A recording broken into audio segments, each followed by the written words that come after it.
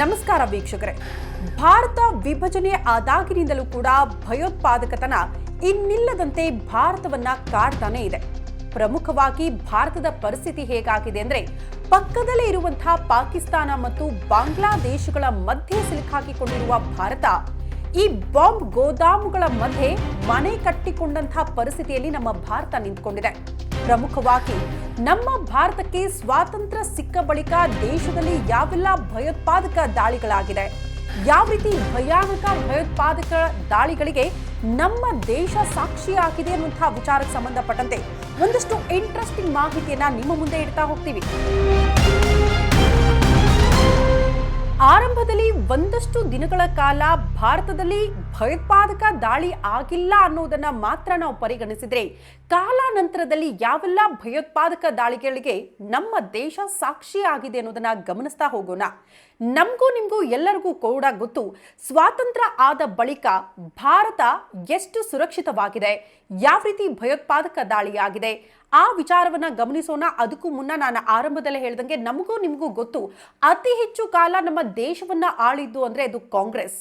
ಪ್ರಮುಖವಾಗಿ ಬಿಜೆಪಿ ಕೂಡ ಅಟಲ್ ಬಿಹಾರಿ ವಾಜಪೇಯಿ ನೇತೃತ್ವದಲ್ಲಿ ಒಮ್ಮೆ ಹಾಗೂ ನರೇಂದ್ರ ಮೋದಿ ಕಾಲಘಟ್ಟದಲ್ಲಿ 3ನೇ ಬಾರಿ ಆಡಳಿತ ಚುಕ್ಕಾಣಿ ಹಿಡಿದಿದೆ. ದೇಶವೇ ಮೊದಲು ಯಾವಾಗಲೂ ಕೂಡ ರಾಷ್ಟ್ರೀಯತೆಯೇ ಜಪ ಮಾಡಿಕೊಂಡು ಬಿಜೆಪಿ ಅಧಿಕಾರದ ಚುಕ್ಕಾಣಿ ಹಿಡಿದಿದೆ. ಪ್ರಮುಖವಾಗಿ ಈ ರಾಷ್ಟ್ರೀಯತೆಯೇ ಜಪ ಮಾಡ್ತಾ ಇರುವಂತಹ ಬಿಜೆಪಿ ಕಾಲದಲ್ಲೇ ಭಾರತದಲ್ಲಿ ಭಯೋತ್ಪಾದಕ ದಾಳಿ ಆಗುವುದಕ್ಕೆ ಕಾರಣ ಆಗಿ ಹೋಯ್ತಾ ಅನ್ನುವಂಥ ಪ್ರಶ್ನೆ ನಿಮ್ಮನ್ನ ಕಾಡ್ತಾನೆ ಇರುತ್ತೆ. ಪ್ರಮುಖವಾಗಿ ನಾವು ಗಮನಿಸಬೇಕು, ಪ್ರಧಾನಿ ನರೇಂದ್ರ ಮೋದಿಯವರು ಅಧಿಕಾರಕ್ಕೆ ಬಂದ ಬಳಿಕ, ಪ್ರಮುಖವಾಗಿ ಅವರು ಅಧಿಕಾರಕ್ಕೆ ಬಂದ ಬಳಿಕ ಅನ್ನೋದಕ್ಕಿಂತ ಮುಂಚೆ ಅಟಲ್ ಬಿಹಾರಿ ವಾಜಪೇಯಿ ಅವರು ಕೂಡ ಈ ಹಿಂದೆ ಪ್ರಧಾನಿಯಾಗಿದ್ರು. ಅಂದ್ರೆ ಬಿಜೆಪಿ ಅವರ ಅವಧಿಯಲ್ಲಿ ಒಂದು ಬಾರಿ, ಈಗ ನರೇಂದ್ರ ಮೋದಿ ಅವರ ನೇತೃತ್ವದಲ್ಲಿ 3ನೇ ಬಾರಿ ಅಧಿಕಾರದ ಚುಕ್ಕಾಣಿ ಹಿಡಿದಿದೆ. ಹಾಗಾಗಿ ಬಿಜೆಪಿ ಕೂಡ ಈಗ ಸುದೀರ್ಘವಾಗಿ ದೇಶವನ್ನ ಆಳ್ತಾ ಇರೋದ್ರಿಂದ ದೇಶದಲ್ಲಿ ಬಿಜೆಪಿ ಅಧಿಕಾರಕ್ಕೆ ಬಂದ ಬಳಿಕ, ಪ್ರಧಾನಿ ನರೇಂದ್ರ ಮೋದಿ ಅವರು ಆದ ಬಳಿಕ ಭಾರತದಲ್ಲಿ ಎಲ್ಲೆಲ್ಲಿ ಭಯೋತ್ಪಾದಕ ದಾಳಿಯಾಗಿದೆ ಅನ್ನೋದನ್ನ ಗಮನಿಸೋಣ. ನಿಮಗೆಲ್ಲ ತಪ್ಪು ಕಲ್ಪನೆ ಬರಬಾರ್ದು, ಕಾರಣ ಬರೀ ಬಿಜೆಪಿ ಅವಧಿಯಲ್ಲಿ ಭಯೋತ್ಪಾದಕ ದಾಳಿ ಆಯ್ತಾ ಅನ್ನೋದನ್ನ ಪ್ರಶ್ನೆ ಮಾಡಬೇಡಿ. ಖಂಡಿತ ಬಿಜೆಪಿ ಅವಧಿಯಲ್ಲಿಯೂ ಆಗಿದೆ, ಕಾಂಗ್ರೆಸ್ ಅವಧಿಯಲ್ಲೂ ಆಗಿದೆ. ಬಟ್ ಈ ಸಂಚಿಕೆಯಲ್ಲಿ ಬಿಜೆಪಿ ಅವಧಿಯಲ್ಲಿ ಆಗಿರುವಂತಹ ಭಯೋತ್ಪಾದಕ ದಾಳಿ ವಿಚಾರಕ್ಕೆ ಸಂಬಂಧಪಟ್ಟಂತೆ ವಿವರಣೆ ಕೊಡ್ತಾ ಹೋಗ್ತೀನಿ. ಮುಂದಿನ ಸಂಚಿಕೆಯಲ್ಲೂ ಕೂಡ ಕಾಂಗ್ರೆಸ್ ಅವಧಿಯಲ್ಲೂ ಕೂಡ ಭಯೋತ್ಪಾದಕ ದಾಳಿಗಳಾಗಿದೆ, ಆ ವಿಚಾರಕ್ಕೆ ಸಂಬಂಧಪಟ್ಟಂತೆ ಮುಂದಿನ ಸಂಚಿಕೆಯಲ್ಲೂ ಕೂಡ ಆ ಬಗ್ಗೆ ಮಾಹಿತಿ ಕೊಡ್ತೀನಿ. ನರೇಂದ್ರ ಮೋದಿ ಅವರ ಕಾಲಾವಧಿಯಲ್ಲಿ ಆಗಿರುವಂತಹ ಭಯೋತ್ಪಾದಕ ದಾಳಿಯ ವಿಚಾರಕ್ಕೆ ಸಂಬಂಧಪಟ್ಟಂತೆಯೂ ಕೂಡ ಮಾತನಾಡೋಣ. ಬಟ್ ಅದಕ್ಕೂ ಮುಂಚೆ ಬಿಜೆಪಿ ಅಧಿಕಾರಕ್ಕೆ ಬಂದಾಗ ದೇಶದ ಪ್ರಧಾನಿಯಾಗಿದ್ದು ಅಟಲ್ ಬಿಹಾರಿ ವಾಜಪೇಯಿ ಅವರು.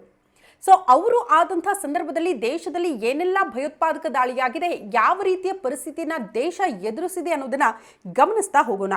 ವಾಜಪೇಯಿ ಅವರು 1996 ಹಾಗೂ 1998ರಿಂದ 2004ರ ತನಕ ಒಟ್ಟು 6 ವರ್ಷ ದೇಶದ ಪ್ರಧಾನಿಯಾಗಿ ತಮ್ಮ ಕಾರ್ಯನಿರ್ವಹಿಸಿದ್ದಾರೆ. ಪ್ರಮುಖವಾಗಿ ಅಟಲ್ ಬಿಹಾರಿ ವಾಜಪೇಯಿ ಅವರು ದೇಶದ ಪ್ರಧಾನಿ ಆದಂಥ ಸಂದರ್ಭದಲ್ಲೇ ಯಾವ ರೀತಿ ಭಯೋತ್ಪಾದಕ ದಾಳಿಯಾಗಿತ್ತು, ಎಲ್ಲೆಲ್ಲಿ ಆಗಿತ್ತು ಅನ್ನುವಂತಹ ವಿಚಾರಕ್ಕೆ ಸಂಬಂಧಪಟ್ಟಂತೆ ಗಮನಿಸ್ತಾ ಹೋಗೋಣ. ಮೊದಲನೇದಾಗಿ ಕಂದಹಾರ್ ವಿಮಾನ ಅಪಹರಣ ಯಾರೂ ಕೂಡ ಮರೆಯೋದಕ್ಕೆ ಸಾಧ್ಯನೇ ಇಲ್ಲ. ಕಾರಣ ಭಾರತದ IC-814 ವಿಮಾನವನ್ನ ಹೈಜಾಕ್ ಮಾಡಿ ಅಫ್ಘಾನಿಸ್ತಾನದ ಕಂದಹಾರ್ನಲ್ಲಿ ಇಳಿಸಲಾಗಿತ್ತು. ಈ ವೇಳೆ ಭಾರತ ಮೌಲಾನಾ ಮಸೂದ್ ಅಜರ್ ಸೇರಿ 3 ಕುಖ್ಯಾತ ಉಗ್ರರನ್ನ ಬಿಡುಗಡೆ ಮಾಡಿತ್ತು. ಅದೇ ರೀತಿ ಮತ್ತೊಂದು ಅಟ್ಯಾಕ್ ಅಂತ ಗಮನಿಸಿದ್ರೆ ಚಿತ್ತಿ ಸಿಂಗ್ಪುರ್ ಅಟ್ಯಾಕ್. ಲಷ್ಕರ್ ಇ ತೊಯ್ಬಾ ನಡೆಸಿದ್ದ ಈ ದಾಳಿಯಲ್ಲಿ ಸರಿಸುಮಾರು 37 ಜನ ಮೃತಪಟ್ಟಿದ್ರು.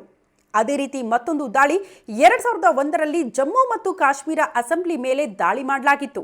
ಈ ವೇಳೆ ಸರಿಸುಮಾರು 38 ಜನ ಮೃತಪಟ್ಟಿದ್ರು.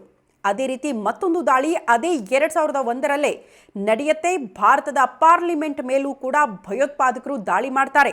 ಇದರಲ್ಲಿ ಸರಿಸುಮಾರು 9 ಜನ ಮೃತಪಟ್ಟಿದ್ದಾರೆ. ಅಲ್ಲಿಗೆ ಗಮನಿಸಿ, 2001ರಲ್ಲೇ 2 ಕಡೆ ಅಟ್ಯಾಕ್ ಆಗುತ್ತೆ. 2 ಭಯೋತ್ಪಾದಕ ದಾಳಿಗಳಿಗೆ ಅದೇ ವರ್ಷ ಭಾರತ ಸಾಕ್ಷಿಯಾಗಿರುತ್ತೆ. ಅದೇ ರೀತಿ ಮತ್ತೊಂದು ಅಟ್ಯಾಕ್ ಅಂದ್ರೆ 2002 ಅಕ್ಷರಧಾಮ ದೇವಸ್ಥಾನದ ಮೇಲೆ ಭಯೋತ್ಪಾದಕ ದಾಳಿಯಾಗಿ ಒಬ್ರಲ್ಲ ಇಬ್ರಲ್ಲ ಸರಿಸುಮಾರು 30 ಜನ ಮೃತಪಟ್ಟಿದ್ರು. ಇದಿಷ್ಟು ಅಟಲ್ ಬಿಹಾರಿ ವಾಜಪೇಯಿ ಅವರ ಕಾಲದಲ್ಲಿ ಆಗಿರುವಂತಹ ಭಯೋತ್ಪಾದಕ ದಾಳಿಗಳಾಯಿತು. ಈಗ ನಿಮ್ಮೆಲ್ಲರ ಪ್ರೀತಿಯ ವಿಶ್ವಗುರು ಅಂತ ಕರೆಯಲ್ಪಡುವ ನರೇಂದ್ರ ಮೋದಿ ಅವರ ಕಾಲಾವಧಿಯಲ್ಲಿ ಆಗಿರುವಂತಹ ಭಯೋತ್ಪಾದಕ ದಾಳಿಗಳ ವಿಚಾರಕ್ಕೆ ಸಂಬಂಧಪಟ್ಟಂತೆ ಮಾಹಿತಿ ಕೊಡ್ತಾ ಹೋಗ್ತೀನಿ. ಪ್ರಮುಖವಾಗಿ 2014ರಲ್ಲೇ ಅಟ್ ದ ಫಸ್ಟ್ ಟೈಮ್ ಪ್ರಧಾನಿ ಹುದ್ದೆಯನ್ನ ಅಲಂಕರಿಸಿದ್ರು ನರೇಂದ್ರ ಮೋದಿ ಅವರು. ಅಲ್ಲಿಂದ ಇಲ್ಲಿ ತನಕ ಸತತವಾಗಿ ಮೂರು ಅವಧಿಯಲ್ಲೂ ಕೂಡ ಇದೇ ಪ್ರಧಾನಿಯಾಗಿ ನರೇಂದ್ರ ಮೋದಿ ಅವರೇ ಅಧಿಕಾರವನ್ನ ಸ್ವೀಕರಿಸಿದ್ದಾರೆ. ಈಗಲೂ ಕೂಡ ಪ್ರಧಾನಿ ಹುದ್ದೆಯಲ್ಲೇ ಇದ್ದಾರೆ. ಅಂದ್ರೆ ಸರಿಸುಮಾರು 11 ವರ್ಷಗಳಿಂದಲೂ ಕೂಡ ಪ್ರಧಾನಿ ಹುದ್ದೆಯಲ್ಲಿರೋದು ಇದೇ ನರೇಂದ್ರ ಮೋದಿ ಅವರು. ಸೊ ಈ 11 ವರ್ಷಗಳಲ್ಲಿ ದೇಶದಲ್ಲಿ ಎಲ್ಲೆಲ್ಲಿ ಭಯೋತ್ಪಾದಕ ದಾಳಿಗಳಾಯಿತು ಅನ್ನೋದನ್ನ ಒನ್ ಬೈ ಒನ್ ಈಗ ಗಮನಿಸ್ತಾ ಹೋಗೋಣ. ನರೇಂದ್ರ ಮೋದಿ ಅವರು ಪ್ರಧಾನಿ ಹುದ್ದೆಯನ್ನ ಅಲಂಕರಿಸಿದ್ದ ಮುಂದಿನ ವರ್ಷ ಅಂದ್ರೆ 2014ರಲ್ಲಿ ಅವರು ಅಧಿಕಾರ ಸ್ವೀಕಾರ ಮಾಡ್ತಾರೆ. 2015ರಲ್ಲೇ ಅತಿ ದೊಡ್ಡ ಭಯೋತ್ಪಾದಕ ದಾಳಿಗೆ ನಮ್ಮ ಭಾರತ ಸಾಕ್ಷಿಯಾಗುತ್ತೆ. ಅದುವೇ ಗುರುದಾಸ್ಪುರ ಭಯೋತ್ಪಾದಕ ದಾಳಿ. 7 ಜನ ಈ ದಾಳಿಯಲ್ಲಿ ಮೃತಪಟ್ಟಿದ್ದಾರೆ. ಮತ್ತೊಂದು ಅಂಶ ಗಮನಿಸಬೇಕು, 2016 ಪಠಾನ್ಕೋಟ್ ಏರ್ ಬೇಸ್ ಮೇಲೂ ಕೂಡ ದಾಳಿಯಾಗುತ್ತೆ. 7 ಜನ ಈ ದಾಳಿಯಲ್ಲಿ ಮೃತಪಟ್ಟಿದ್ದಾರೆ. ಅದೇ ರೀತಿ ಮತ್ತೊಂದು ದಾಳಿ 2016 ಇದೇ ವರ್ಷ ಉರಿ ಸೆಕ್ಟರ್ ಮೇಲೂ ಕೂಡ ಭಯೋತ್ಪಾದಕ ದಾಳಿಯಾಗಿತ್ತು. ಈ ವೇಳೆ 17 ಸೈನಿಕರು ಮೃತರಾಗಿ 30ಕ್ಕೂ ಹೆಚ್ಚು ಜನ ಗಾಯಗೊಂಡಿದ್ರು. ಅದೇ ರೀತಿ ಮತ್ತೊಂದು ದಾಳಿಯಾಗುತ್ತೆ 2017ರಲ್ಲಿ ಸುಕ್ಮಾ ಮಾವೋವಾದಿಗಳ ದಾಳಿಯಾಗಿದ್ದು 25 ಜನ ಮೃತಪಡ್ತಾರೆ. 2019ರಲ್ಲಿ ಒನ್ಸ್ ಅಗೈನ್ ಪುಲ್ವಾಮಾ ದಾಳಿ, 40 ಜನ ಯೋಧರು ಈ ದಾಳಿಯಲ್ಲಿ ಹುತಾತ್ಮರಾಗ್ತಾರೆ. 2022 ಸುಕ್ಮಾ ಮಾವೋವಾದಿಗಳ ಮತ್ತೆ ದಾಳಿಯಾಗುತ್ತೆ. ಅಲ್ಲೂ ಕೂಡ ಮತ್ತೆ 22 ಜನ ಮೃತಪಡ್ತಾರೆ. 2025 ಮೊನ್ನೆ ಕಾಶ್ಮೀರದ ಪಹಲ್ಗಾಮ್ನಲ್ಲಿ ಆಗಿರುವ ಭಯೋತ್ಪಾದಕ ದಾಳಿ ಎಷ್ಟು ಭೀಕರತೆಯಿಂದ ಕೂಡಿತ್ತು ಅಂದ್ರೆ ಈ ದಾಳಿಯಲ್ಲಿ 26 ಜನ ಅಮಾಯಕರು ಜೀವ ಕಳೆದುಕೊಂಡಿದ್ದಾರೆ. ಇದು ರಾಷ್ಟ್ರೀಯತೆಯೇ ನಮ್ಮ ಧ್ಯೇಯ ಅಂತ ಹೇಳ್ಕೊಂಡು ಬಂದು ಅಧಿಕಾರದ ಚುಕ್ಕಾಣಿ ಹಿಡಿದಿರುವ ಬಿಜೆಪಿ ಅವಧಿಯಲ್ಲಿ ಆಗಿರುವಂತಹ ಭಯೋತ್ಪಾದಕ ದಾಳಿಗಳು ಯಾವ ರೀತಿ ಇದೆ ಅಂದ್ರೆ, ಬಿಜೆಪಿ ಅಧಿಕಾರಕ್ಕೆ ಬಂದಾಗಿನಿಂದಲೂ ಕೂಡ ಅತ್ಯಂತ ಉಗ್ರವಾಗಿ ಟೀಕೆ ಮಾಡ್ತಾ ಇರುವಂತಹ ಪಾಕಿಸ್ತಾನವನ್ನ ಅವರಿಂದ ಭಯೋತ್ಪಾದಕ ದಾಳಿಯನ್ನ ತಡೆಯೋದಕ್ಕೆ ಸಾಧ್ಯ ಆಯ್ತಾ ಅಂದ್ರೆ ಕೊನೆಗೆ ನಮಗೆ ನಿಮಗೆ ಸಿಗುವಂತಹ ಉತ್ತರ ಇಲ್ಲ ಅನ್ನೋದು. ಈಗ ಬಹುತೇಕರು ಈ ಸಂಚಿಕೆಯನ್ನ ಗಮನಿಸಿದ ತಕ್ಷಣ ಹೇಳ್ತೀರಾ, ಬರೀ ಬಿಜೆಪಿ ಅವಧಿಯಲ್ಲಿ ಮಾತ್ರನಾ ಭಯೋತ್ಪಾದಕ ದಾಳಿಗಳಾಗಿರೋದು, ಕಾಂಗ್ರೆಸ್ ಅವಧಿಯಲ್ಲಿ ಆಗೇ ಇಲ್ವಾ ಅಂತ ನೀವು ಪ್ರಶ್ನೆ ಮಾಡಿದ್ರೆ ಖಂಡಿತ ಕಾಂಗ್ರೆಸ್ ಅವಧಿಯಲ್ಲೂ ಕೂಡ ಭಾರತದಲ್ಲಿ ಅನೇಕ ಕಡೆ ಭಯೋತ್ಪಾದಕ ದಾಳಿಗಳಾಗಿದೆ. ಪ್ರಮುಖವಾಗಿ ಶ್ರೇಷ್ಠ ಆರ್ಥಿಕ ತಜ್ಞ ಅಂತ ಕರೆಯಲ್ಪಡುವ ಮನಮೋಹನ್ ಸಿಂಗ್ ಅವರ ಕಾಲಾವಧಿಯಲ್ಲೂ ಕೂಡ ಅತ್ಯಂತ ದೊಡ್ಡ ಭಯೋತ್ಪಾದಕ ದಾಳಿಗೆ ನಮ್ಮ ಭಾರತ ಸಾಕ್ಷಿಯಾಗಿದೆ.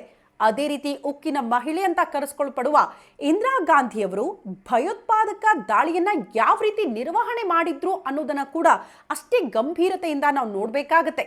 ಆಗ ಭಾರತದ ಪರಿಸ್ಥಿತಿ ಹೇಗಿತ್ತು, ಕಂಪ್ಲೀಟ್ ಆಗಿ ಭಯೋತ್ಪಾದಕತನವನ್ನ ತಡೆಗಟ್ಟುವಲ್ಲಿ ಇಂದಿರಾ ಗಾಂಧಿಯವರು ಕೈಗೊಂಡಂತಹ ಕ್ರಮಗಳು ಹೇಗಿತ್ತು, ಮುಂದಿನ ಸಂಚಿಕೆಯಲ್ಲಿ ಆ ಎಲ್ಲದರ ಕುರಿತು ವಿವರಣೆಯನ್ನ ನಿಮ್ಮ ಮುಂದೆ ಇಡ್ತಾ ಹೋಗ್ತೀವಿ. ಈ ಮಾಹಿತಿ ಇಷ್ಟವಾಗಿತ್ತು ಅಂತ ಅಂದ್ರೆ ಯಾರಾದರೂ ನ್ಯೂಸ್ ಬಿಟ್ ಲೈವ್ಗೆ ಸಬ್ಸ್ಕ್ರೈಬ್ ಆಗಿಲ್ಲ ಅಂದ್ರೆ ಈ ಕೂಡಲೇ ಸಬ್ಸ್ಕ್ರೈಬ್ ಆಗಿ ಸಪೋರ್ಟ್ ಮಾಡಿ. ಮುಂದಿನ ಸಂಚಿಕೆಯಲ್ಲಿ ಮತ್ತಷ್ಟು ಮಾಹಿತಿ ಹೊತ್ತು ನಿಮ್ಮ ಮುಂದೆ ಬರ್ತೀವಿ. ಅಲ್ಲಿ ತನಕ ನಮಸ್ಕಾರ.